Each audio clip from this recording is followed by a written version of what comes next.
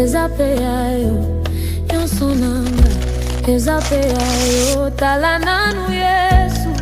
nyonso nanga ezakokufa ya Yesu oza wapi natindi deja message na losambo awa makambo ebebiseko beba biloko nanga wayo siliko kufa Yesu nanga nakomi kopola ya